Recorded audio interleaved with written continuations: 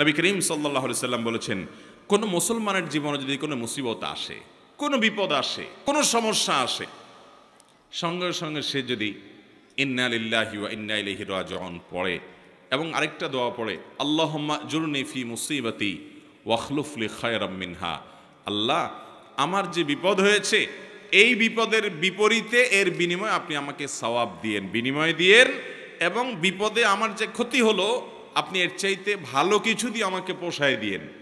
এই দোয়া যদি কেউ পড়ে তো আল্লাহ রাব্বুল আলামিন তার ওই বিপদে যা ক্ষতি হবে তার থেকে বেশি দিয়ে তাকে অবশ্যই পুষিয়ে দিবেন। উম্মে সালামা রাদিয়াল্লাহু তাআলা আনহা, নবী করিম সাল্লাল্লাহু আলাইহি সাল্লামের স্ত্রী, তিনি বলেন যে আমি নবী করিম সাল্লাল্লাহু আলাইহি সাল্লামকে কিভাবে পেয়েছি তোমরা জানো? অদ্ভুত ঘটনা, শিক্ষা নেওয়ার মতো একটা ঘটনা। তিনি বলেছেন যে আমার স্বামী আবু সালামা যখন মারা গেলেন আমি খুব বেশি ব্যথিত হলাম, মর্মাহত হলাম যে একজন ভালো সঙ্গী হারালাম, স্বামীকে হারালাম। তো আল্লাহর কাছে আমি কেঁদে কেটে নবী সাল্লাল্লাহু আলাইহি সাল্লামের সেখানে এই দোয়াটা পড়েছি, আল্লাহুম্মা জুরনি ফি মুসিবাতি, আল্লাহ আমার মুসিবত এবং বিপদে আপনি আমাকে বিনিময় দিয়েন, বিপদ যে হলো এর বিনিময়ে আপনি আমাকে দিয়েন, ওয়াখলুফ লি খায়রাম মিনহা, এবং এই বিপদে আমার যা ক্ষতি হলো, আমি যে হারালাম স্বামীকে, তার চাইতে বেটার কিছু আমাকে দিয়েন। আমি দোয়া আল্লাহর কাছে করে গেছি সব সময়। আল্লাহ তাআলা আবু সালামা আমার স্বামীর মৃত্যুর পর অকল্পনীয়ভাবে, অভাবনীয়ভাবে আমাকে মুহাম্মদুর রাসূলুল্লাহ সাল্লাল্লাহু আলাইহি ওয়াসাল্লাম স্ত্রী বানিয়ে দিয়েছে। আবু সালামাকে হারিয়ে তার চাইতে বেটারটা পাইছেন না, পান নাই? মুহতারাম হাজরিন, অতএব যেই কোনো বিপদে ইমানদারের ইমান যত মজবুত হবে সে তত বেশি হাসতে পারবে যে আলহামদুলিল্লাহ আমার রব আমাকে যে অবস্থা রেখে খুশি, আমি অবস্থার উপরে খুশি, এবং বিপদ যতই আসবে আমি সেটাকে ওয়েলকাম করব, বেসবর হব না, ধৈর্যহীন হব না। আমাদের সংসারগুলোতে আজ যে অশান্তি, আমাদের সমাজে যে আজ বিশৃঙ্খলা, অশান্তি, এর মূল যদি কয়েকটা কারণ বের করা হয়, অন্যতম প্রধান কারণ হবে বেসবর, ধৈর্যহীনতা, সবরহীনতা। ঘরে ঘরে সংসারগুলো টিকছে না, ভেঙে খান হয়ে যাচ্ছে, প্রতি মুহূর্তে মুহূর্তে বিবাহ বিচ্ছেদের ঘটনা ঘটছে। অন্যতম কারণ ধৈর্য সহ্য নাই, ছেলেরও ধৈর্য নাই, মেয়েরও ধৈর্য নেই, কিছু হলেই সব হটমেজাজি হয়ে যায়, সবাই কাট্টি দেওয়া শুরু করে। কাট্টি বুঝেন তো? আপনাদের এলাকায় কি বলে? দোস্ত দোস্ত একটু অভিমান হলে, রাগারাগি হলে বলে না তোর সাথে কাট্টি, এই যে তোর সাথে আর কথা নাই। স্বামী স্ত্রীর মধ্যে আজকাল এই অবস্থা, প্রতিটি ঘরে ঘরে অশান্তির মূল কারণই হলো সবরহীনতা, যে ধৈর্য জিনিসটা আজ আমাদের কাছ থেকে নাই। এটাকে আমরা ইবাদত মনে করি না। একটা জটিলতা হলো আমালুল কুলুব বা অন্তরের আমলগুলোকে আমরা একেবারে কেয়ার করি না, অথচ অন্তরের আমলগুলোর গুরুত্ব অনেক বেশি। আমরা বাহ্যিক আমলকে গুরুত্ব দেই, নামাজ পড়া বাহ্যিক আমল, সিয়াম পালন করা বাহ্যিক আমল, যাকাত দেওয়া বাহ্যিক আমল, তেলাওয়াত করা বাহ্যিক আমল, এগুলো বাহ্যিক অঙ্গ প্রত্যঙ্গ দিয়ে, চোখ মুখ হাত পা এগুলো দিয়ে করতে হয়। কিছু আমল আছে যে আমলগুলো অন্তরের ভেতরে লালন করতে হয়, এগুলো দেখা যায় না, এর ভিতরে সবর অন্যতম। এই আমলটা যদি কেউ করতে পারে, ভেতরে যদি ধৈর্যটা আনতে পারে, এটা নিজের সঙ্গে নিজে সংগ্রাম করে করতে হয়, এর জন্য লড়াই করতে হয়, এর জন্য সমালোচনা করতে হয়, নিজের হিসাব মিলাতে হয় যে আমি মানুষটা কতটা ধৈর্যশীল, কতটা ধৈর্যহীন, আমি কতটা হটমেজাজি হই, বউয়ের সাথে কয়বার আমি বদমেজাজি দেখাই। বউ হিসাবে তিনি চিন্তা করবেন স্বামীর সাথে কয়বার তিনি বদমেজাজি করেন, প্রতিদিনের হিসাব মিলাবেন, এরপর তিনি নিজের যোগ বিয়োগ করে নিজেকে সংশোধনের চেষ্টা করবেন। আমরা চেষ্টা করব তো ইনশাআল্লাহ। আল্লাহ রাব্বুল আলামিন আপনাকে, আমাকে, আমাদের সবাইকে সবরকারী মানুষদের কাতারে শামিল হওয়ার তৌফিক দান করুন। মুহতারাম হাজিরিন, নবী করিম সাল্লাল্লাহু আলাইহি ওয়াসাল্লাম তিনি তার সাহাবায়ে কেরামকে সবরের প্রশিক্ষণ দিয়েছেন। এমন কিছু সাহাবী সঙ্গী তিনি পেয়েছেন যারা ধৈর্যের রুদ্রমূর্ত প্রতীক ছিলেন, তারা এরকম দৃষ্টান্ত ছিলেন যে তাদের ধৈর্য, এক একজনের সবরকে আমরা যদি অ্যানালাইসিস করি তো বিশাল বড় বড় হিস্ট্রি হয়ে যাবে, অনেক বড় দাস্তান হয়ে যাবে, শুধুমাত্র এক একজন সাহাবীর সবরকে যদি আপনি অ্যানালাইসিস করেন, গবেষণা করেন। আজ মুসলমানদের মধ্যে এটার বড় বেশি অভাব। সবর করার চেষ্টা করব তো ইনশাআল্লাহ। মুশকিল হলো আমরা যারা বদমেজাজ, আমাদের সবর কিভাবে আসবে? আমরা অনেকে চেষ্টা করি কিন্তু ধৈর্য ধারণ করতে পারি না। ওই যে ডায়রিয়ার রোগীর মতো ডাইরেক্ট হয়ে যায়, হুটহাট করে যা তা বলে ফেলি, পরে আফসোস করি। তো সবর আনার জন্য কিছু আমল আছে ভাইরা। নাম্বার 1, আপনার ভিতরে সবর আনার জন্য আপনি প্রতিনিয়ত আল্লাহ রাব্বুল আলামিনের কাছে দোয়া করবেন যে আল্লাহ আপনি আমাকে সবর এবং ধৈর্য ধারণ করার তৌফিক দান করেন। যেই কোনো বদামল দূরের জন্য আল্লাহ তাআলার কাছে পানাহ চাইতে হয়। নবী আলাইহিস সালাম পানাহ চাইতেন, এই জন্য আল্লাহর কাছে দোয়া করতে হবে। নাম্বার 2, ধৈর্যশীল মানুষদের সাথে থাকতে হবে। কিছু মানুষ আছে দেখবেন যে তুফান হয়ে গেছে, কিন্তু উনি ঠান্ডা মাথায় সব কিছু ডিল করছেন, অস্থির হচ্ছেন না, হুলস্থুল করছেন না, এবং খুব ঠান্ডা মাথায় উনি শান্ত মেজাজে সব কিছু ডিল করে ফেলছেন, সব কিছু সমাধান করে ফেলছেন। এরকম কিছু ঠান্ডা মাথার মানুষ সব সমাজে আছে। এই মানুষগুলোকে খুঁজে খুঁজে বের করে এদের সাথে থাকবেন। দেখবেন যে আপনি যেটার কারণে আগুন হয়ে যেতেন, উনি সেটার ব্যাপারে দেখবেন যে একেবারে ঠান্ডা পানির মতো শীতল, উনি একেবারে অস্থিরতা দেখাচ্ছেন না। এরকম মানুষগুলোর সোহবত এবং সান্নিধ্য আপনাকে সবরকারী হতে সহায়তা করবে।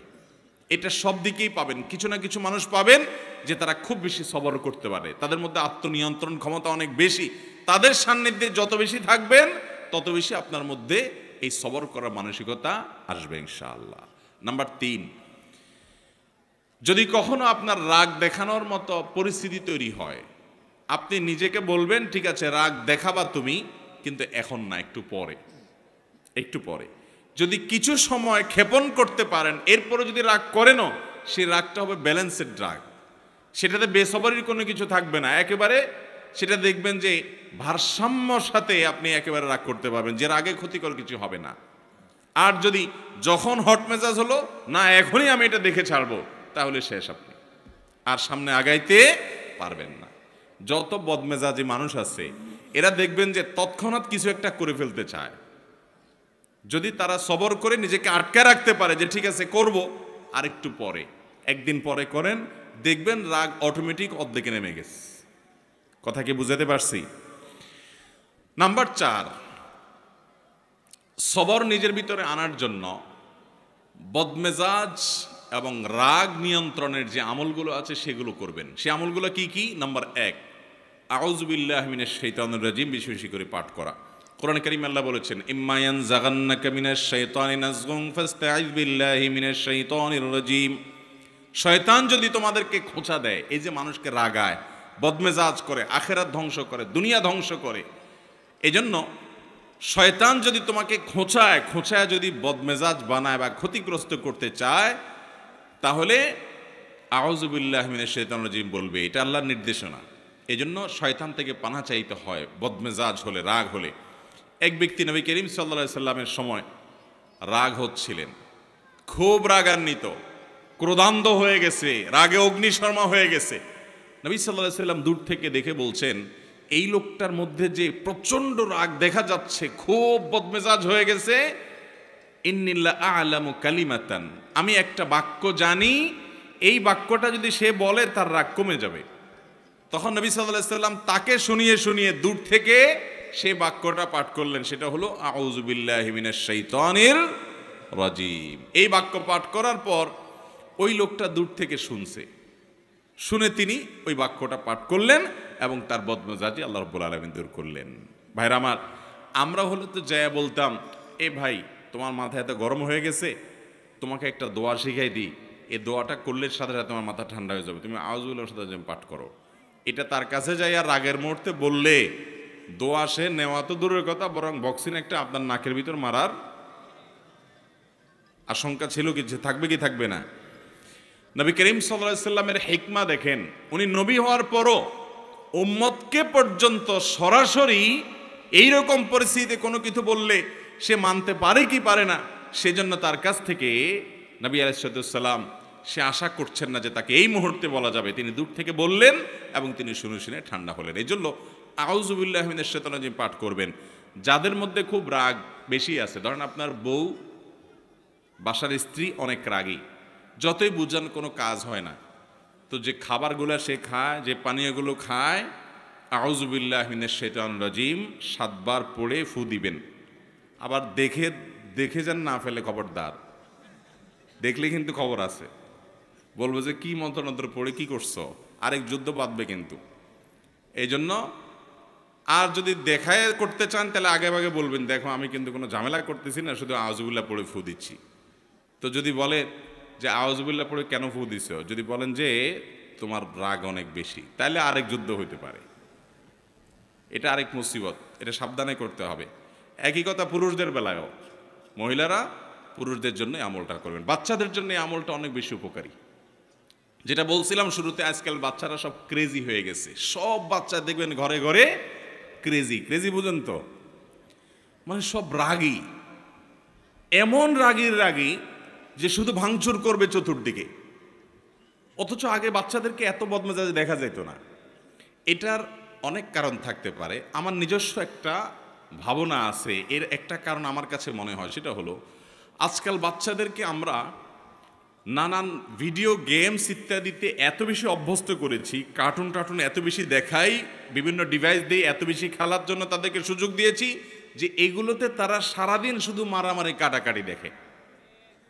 গেমসের মধ্যে সে দেখে সামনে যা আছে সব শেষ করে ফেলাও, ঠিক না ঠিক? গুলি করতে থাকো, তুমি সামনে আগাইতে পারবা। গুলি করতে পারো না, তুমি শেষ। সাম্পলুডু খেলতেছো, তাহলে সব খেয়ে ফেলো, তাহলে তুমি সামনে আগাইতে পারো। এই যে অন্যকে শেষ করলে সামনে আগানো যায়, আমাদের দেশেও দেখবেন যে এই অবস্থা। মানুষ বড় হওয়ার পরেও আরেকজনকে দমাইতে না পারলে, আরেকজনের ক্ষতি না করতে পারলে সে আগাইতে পারে না। কারণ ওই যে কালচারটা ওইভাবে বেড়ে উঠছে, বাচ্চা ওইভাবে দেখে দেখে বড় হয়েছে। এই জন্য দেখবেন বাসায় কোনো মেহমান আসলে অনেক সময় দেখবেন ছোট পোলা পায়েন ওই আঙ্কেলকে দেখে এরকম ধরে ঠুস ঠুস ঠুস ঠুস করে, হাত দিয়ে পিস্তল মারে। তার মানে কি, ও সারাদিন মারামারি দেখছে, ও জানে সামনে যা আসে সব শুধু ঠুস ঠাস করতে হয়, ফাইট করতে হয়, এটাই শিখছে। তো ও বদমেজাজ হবে না কি হবে? ওর মধ্যে উদ্ভট ভাব আসবে না কি হবে? বাচ্চাদেরকে আজ শারীরিক কসরত থেকে আমরা মাহরুম রেখেছি। বাচ্চাদেরকে শুধু মাহরুম রাখি নাই, আমরা নিজেরাও মাহরুম আছি। শারীরিক কসরত করে, ব্যায়াম করে, খেলাধুলা করে, দৌড়াদৌড়ি করে কিসে সুস্থ থাকবো? কোন দেশের কোন খেলোয়াড়রা কোথায় খেলে, আর ভূতের মতো রাত 2টা বা 2টা তাকায় থাকেন আপনি। সে খেলে গোল দেয়, আপনি এখানে লাফ দিয়ে ওঠেন। সে খেলে হেরে যায়, আপনি এখানে চোখের পানি ফেলেন। ভাই, পাগলামিরও তো একটা সীমা থাকা উচিত। আল্লাহ তাআলা আপনাকে সুস্থ শরীর দিচ্ছে, আপনি ব্যায়াম করেন, নিজে দৌড়াদৌড়ি করেন, নিজে খেলাধুলা করেন, নিজে কম্পিটিশন করেন, করে সুস্থ থাকেন। এখন সেটা না, বাচ্চার হাতে একটা ধরা দিয়েছেন যে তুইও ধ্বংস হ, চোখ নষ্ট কর, মাথা নষ্ট কর, ব্রেইন নষ্ট কর, ইমান নষ্ট কর, আমল নষ্ট কর, ক্রেজি হয়ে যা, বদমেজাজ হয়ে যা। আর আপনিও একটা বাক্স এটা সামনে নিয়ে বসছেন, সে গোল দিছে আর আপনি লাভ দিয়ে উঠতেছেন। ভাইয়েরা আমার, মুসলমানের কর্মকাণ্ড এত উদ্ভট হবে না, এত অযৌক্তিক হবে না, এত হাস্যকর হবে না। নবী করিম সাল্লাল্লাহু আলাইহি ওয়াসাল্লাম তিনি দৌড়াদৌড়ির কম্পিটিশন করেছেন, সাহাবীদের সাথে করেছেন, নিজের স্ত্রীর সাথে করেছেন। তিনি সাহাবীদের শুটিং প্রতিযোগিতায় উৎসাহিত দিক করেছেন। শারীরিক ব্যায়াম হয়, এই ধরনের খেলাধুলাকে এলাও করেছেন, যেখানে জুয়া নাই, যেখানে সতর মুক্ত করা হয় না, যেখানে চোখের জেনা হয় না, যেখানে হারাম কিছু নাই, সেগুলোকে তিনি অনুমোদন করেছেন। আর মুসলমানের সন্তানরা রাতকে রাত নষ্ট করে, সময় স্বাস্থ্য নষ্ট করে, শরীর নষ্ট করে, চোখের জেনা করে, অন্যের সতর উন্মুক্ত সতরের দিকে দৃষ্টিপাত করে গুনাহগার হয়, এবং মুমিন হিসাবে, ইমানদার হিসাবে কুফুরের প্রতি, আল্লাহর প্রতি, অবিশ্বাসীর প্রতি যে অপছন্দ করা তার ইমানের দাবি ছিল, ওয়ালা এবং বারার দাবি ছিল, সেটা তার অন্তর থেকে ধুয়ে মুছে পরিষ্কার করে একাকার হয়ে তার সবচেয়ে বড় আদর্শ আর সবচেয়ে বড় কাফেররা, যারা সমকামিতাকে প্রমোট করে, যারা সমকামিতাকে বৈধতা দেয়, যারা অসংখ্য অন্যায় অনাচারকে বৈধতা দেয়, অনেক মুসলমানের প্রতি জুলুমকে যারা বৈধতা দেয়, তারাই আপনার হিরো, তারাই আপনার স্টার এবং তারকা। আল্লাহ রাব্বুল আলামিন আমাদের বিবেকগুলোকে যেন জাগ্রত হয় সেই তৌফিক দান করেন। ভাইরা আমার, তো বলছিলাম বাচ্চারা ক্রেজি হয়ে যাচ্ছে, আমরা ক্রেজি হয়ে যাচ্ছি। গোটা সমাজে চতুর্দিকে দেখবেন অধৈর্যের চর্চা, ঘরে ঘরে, জনে জনে, জায়গা জায়গা, সর্বত্র। ভালো মুসলমান হওয়ার জন্য, নেককার মুসলমান হওয়ার জন্য শত শত নফল আমল, শত শত জিকির আজকার, শত শত তাসবিহ চাইতে অনেক গুণ বেশি উত্তম হবে। আপনার সারা দিন রাত 24 ঘন্টার ভিতরে 2-4টা জায়গায় বদমেজাজ দেখানোর, রাগ করার ইস্যু তৈরি হয়েছে, কিন্তু নিজেকে নিয়ন্ত্রণ করে যেখানে যতটুকু না হলে নয় সেখানে ততটুকু ব্যবহার করতে পেরেছেন। নিজেকে এই নিয়ন্ত্রণ করতে পারলে আপনি আল্লাহ তাআলার কাছে ওই শত সহস্রবার তাসবিহ করার চাইতে অধিক সওয়াব পাবেন চেষ্টা করব না ইনশাআল্লাহ। ভাইরা আমার, এই সবর বা ধৈর্য 3 প্রকার। একটা হলো আস-সবরু আলা তাআত, ভালো কাজ করতে ধৈর্য লাগে কি লাগে না? শীতকালে ফজরের সময় কনকনে শীতের মধ্যে, ঠান্ডার মধ্যে উঠে উজু করে ফজর নামাজ পড়তে যাইতে ধৈর্য লাগে না? মনে চায় না, কষ্ট হয়, তারপরও নিজের সঙ্গে নিজে লড়াই করে সংগ্রাম করে কাজটা করতে হয়। এটা যারা করতে পারে এরাই হলো সত্যিকারের বীর, এরাই হলো সত্যিকারের মেরুদণ্ডওয়ালা মানুষ, সত্যিকারের সাহসী মানুষ, যে তাদের প্রবৃত্তির গোলামি তারা করে না, যে নফস যা বলে তা করে। সে নিজের কল্যাণের পথে মন না চাইলেও সে এগিয়ে যায়। সবর, ভালো কাজ করতে সবর লাগে। আর দ্বিতীয় ধৈর্য হলো আস-সবরু আনিল মাসিয়া, পাপের কাজ, অপরাধের কাজ, এগুলো থেকে বাঁচার জন্য সবর লাগে। আপনার চোখের এরিয়াতে অনলাইনে, অফলাইনে, ফেসবুকে, বাহিরে বিভিন্নভাবে সুন্দরী নারী চলে আসছে, অশ্লীল কোনো দৃশ্য চলে আসছে। আপনার ভেতর থেকে প্রবৃত্তি বলছে দেখে নে, তাড়াতাড়ি দেখে নে, মিস হয়ে যাবে, চলে যাবে, তাড়াতাড়ি দেখ। মন থেকে আপনাকে উস্কে দেয়। আপনি তখন যদি নিজেকে আটকে রাখতে পারেন, নিয়ন্ত্রণ করতে পারেন, সবার মানেই হলো হাবসুন নফস, নিজেকে নিয়ন্ত্রণ করা, যে না আমি দেখব না, আমার আল্লাহ নিষেধ করেছেন, হারাম। এটা যদি করতে পারেন তাহলে সেক্ষেত্রে এটা হলো গুনাহ থেকে সবর করা। এটা করতে পারলে একটা জয়ীফ হাদিস দ্বারা প্রমাণিত, একটা জয়ীফ হাদিসে বর্ণিত হয়েছে, করার সুযোগ তৈরি হয়। আর সে যদি নিজেকে নিয়ন্ত্রণ করতে পারে তাহলে আল্লাহ রাব্বুল আলামিন তাকে ঈমানের স্বাদ তৎক্ষণাৎ অনুভব করার তৌফিক দান করেন। আপনি খেয়াল করেন, কোন সুন্দরী নারী বা অশ্লীল কোনো দৃশ্য যেটা দেখা আপনার জন্য হারাম, যেটা আপনার মনকে অস্থির করে দিবে, যেটা আপনার মনের জেনার দিকে নিয়ে যাবে, যেটা আপনাকে অন্যান্য জেনার দিকে নিয়ে যাবে, সেটা দেখা আল্লাহ তাআলা হারাম করেছেন। ওই জিনিসটা যদি আপনি দেখেন, দেখলে সাথে সাথে একটু নগদ স্বাদ পাবেন, মজা পাবেন, ঠিক আছে, কিন্তু পরক্ষণে অস্থির হয়ে যাবেন। এটা হলো অনেকটা চুলকানির মতো, চুলকাইতে অনেক মজা পাবেন কিন্তু চুলকানির পরে জ্বলবে, ঠিক না ভাই? ঠিক।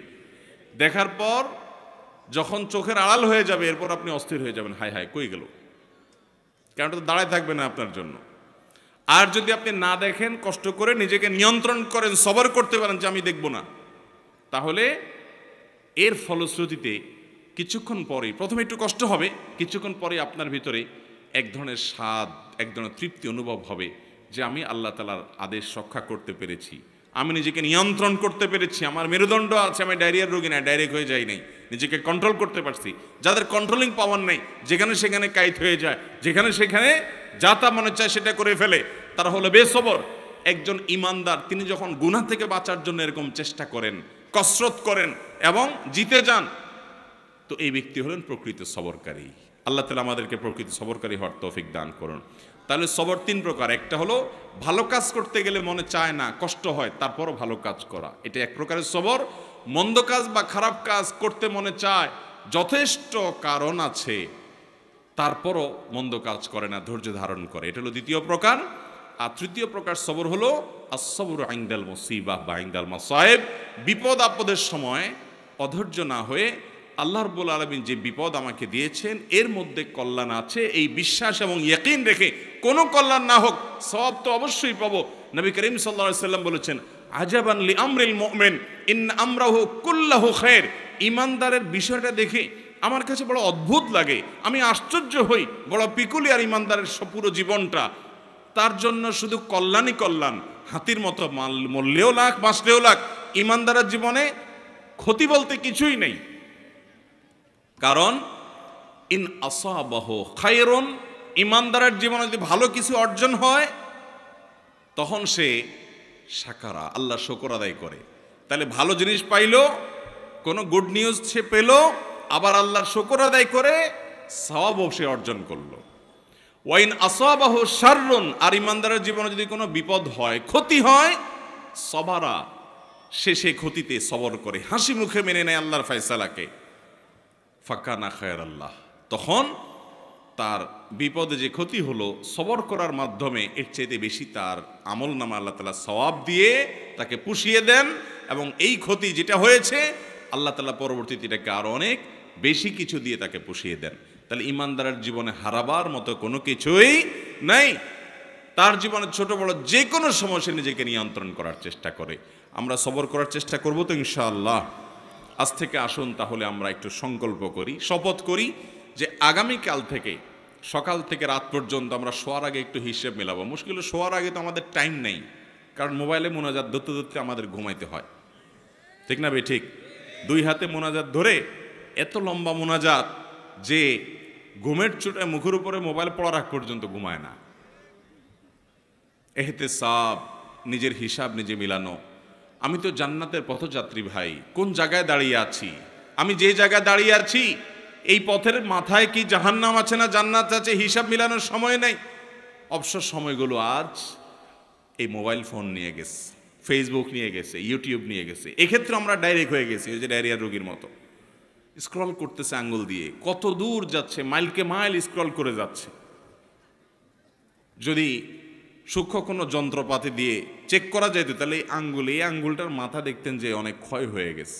এত পরিমাণ ঘুরছে মোবাইলের উপরে যে মাথা কি হয়ে গেছে, ক্ষয় হয়ে গেছে। কি দেখছে ভাই? এই যে আপনি টানতেছেন, মনে হচ্ছে কিছু হারাইছে, যাচ্ছে তো যাচ্ছে, যাচ্ছে তো যাচ্ছে।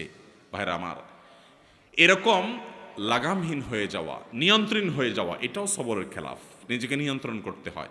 এই জন্য রাতে শোয়ার আগে হিসাব মিলাবো যে আজকের দিনে আমি কয়জনের সাথে রাগ দেখাইছি। আপনাকে শয়তান কিন্তু বুঝাবে না তুমি তো অন্যায় রাগ করো নাই, তুমি ন্যায়সঙ্গতভাবে রাগ করছো, ঠিক আছে। রাগ করাটা দোষের না। আল্লাহ এই জন্য বলেছেন ওয়াল কাযিমিনাল গায়যা ওয়াল আফিনা আনিন নাস আল্লাহু ইউহিব্বুল মুহসিনিন। যারা নিজেদের রাগকে সংবরণ করতে পারে এবং যারা মানুষকে ক্ষমা করতে জানে, এবং আল্লাহ রাব্বুল আলামিন ভালোবাসেন যারা মানুষের প্রতি অনুগ্রহ করে। হটমেজাজি হয়ে কাউকে সাইজ করে দিলেন আর বললেন হ্যাঁ আমি অন্যায়ের বিরুদ্ধে তো প্রতিবাদ করছি, দরকার আছে অন্যায়ের বিরুদ্ধে প্রতিবাদ, অন্যায় বিরুদ্ধে বাধা দেওয়ার দরকার আছে, কিন্তু নিজের আখলাক নষ্ট করে না, নিজের আখলাক ঠিক রেখে পরিমাপ করে। এই জন্য আল্লাহ তাআলা বলেছেন ওয়াল কাযিমিন আল গায়জ। আল্লাহ বলেন নাই ওয়াল আদিমিন আল গায়জ, যাদের মধ্যে রাগ নাই তাদের প্রশংসা আল্লাহ করেন নাই। যাদের মধ্যে রাগ আছে কিন্তু এটা নিয়ন্ত্রণ করে, যেখানে যতটুকু ডোজ দেওয়া দরকার ততটুকু দেয়, এই মানুষগুলো আল্লাহ তাআলার কাছে প্রিয় পাত্র হয়। কোন এক সালাফ, আল্লাহর কোন এক নেককার বান্দা, তার একজন অধীনস্থ কাজের লোক একই ভুল বারবার করে, তো উনি ধমক দিয়েছেন, দিয়ে বলেছেন তোমাকে কতবার বলবো আর বলো, আর তোমার মাফ নাই। তখন সে লোকটা বলল আল্লাহর কাছে কিয়ামতের দিন আপনি একই অপরাধ বারবার করার কারণে কতবার ক্ষমার আশা করেন, আমাকে ততবার করলেই হবে। ভাইরা আমার, আজ শয়তান আমাদেরকে নানা ভুল বুঝিয়ে বেসবর করছে। সবর করার চেষ্টা করব তো ইনশাআল্লাহ। তো যেটা বলছিলাম যে দিন শেষে হিসাব করবেন যে আজকের দিনে মোট কয়টা বেসবরি হয়েছে, নোট নেবেন, কোথাও লিখে রাখবেন। পরের দিন চ্যালেঞ্জ নেবেন যে না আজকে যেন আমার এই সংখ্যাটা কোনোভাবে স্পর্শ না হয়েছে, কম যেন হয়। এইভাবে যদি আপনি চেষ্টা করতে থাকেন, একসময় দেখবেন অনেক কঠিন কঠিন সময় আল্লাহ তাআলা আপনাকে মাথা ঠান্ডা রেখে কাজ করার তৌফিক দিয়েছেন। দুনিয়াতেও উন্নতি করতে পারবেন, আখিরাতেও পারবেন। আর বেসবর হবেন, জায়গায় জায়গায় বেইজ্জত হবেন। দুনিয়ার বেইজ্জতিও নিশ্চিত, আখিরাতের বেইজ্জতিও নিশ্চিত। অতএব আখলাক যেটা কিয়ামতের ময়দানে সবচেয়ে ওজনী আমল হবে, আখলাক যেটার কারণে জান্নাতের সর্বোচ্চ শিখরে যেতে পারবেন, আখলাক সুন্দর করার কারণে আল্লাহর প্রিয় পাত্র হতে পারবেন, এই আখলাকটার ব্যাপারে আমরা খেয়াল করি না, অন্যান্য আমলের দিকে আমরা খেয়াল করি। এই জন্য সবরের বিষয়ে কিছু কথা বললাম। আল্লাহ তাআলা আমাকে, আমার মধ্যেও যে খুব একটা সবর আছে তা নয়, এই কথাগুলো বলার উদ্দেশ্য আল্লাহ যেন আমাকেও সবরকারী বানান, আপনাদেরকেও বানান, আমরা সবাই যেন সবরকারী হতে পারি। আর সে আজিমের মালিক আমাদেরকে সবাইকে যেন ধৈর্যশীলদের কাতারে শামিল করেন, সেই দোয়া করছি। আল্লাহ তাআলা আমাদের সবাইকে তৌফিক দান করুন। জাযাকুমুল্লাহু খায়রা ওয়া আখিরু দাওয়ানা আলহামদুলিল্লাহি রাব্বিল আলামিন।